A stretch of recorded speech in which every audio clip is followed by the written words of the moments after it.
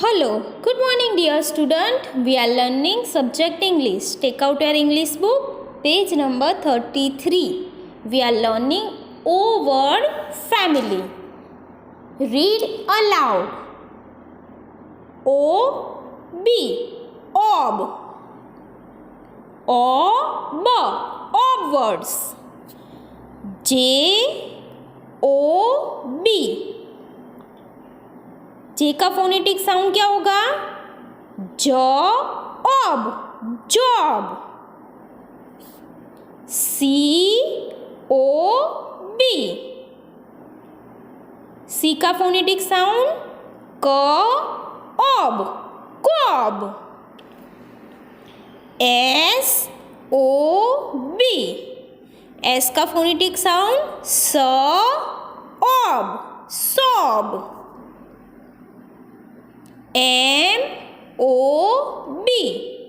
म का phonetic sound क्या होगा? म-ओब, mob. O-D, odd. O-D, odd words.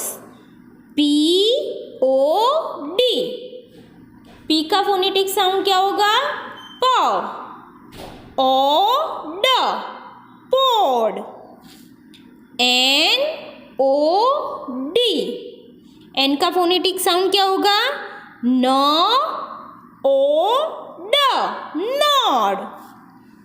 R-O-D. R का phonetic sound R-O-D,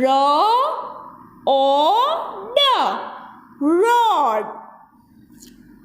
next O-X, Oxford. B-O-X. B का फोनेटिक साउंड क्या होगा?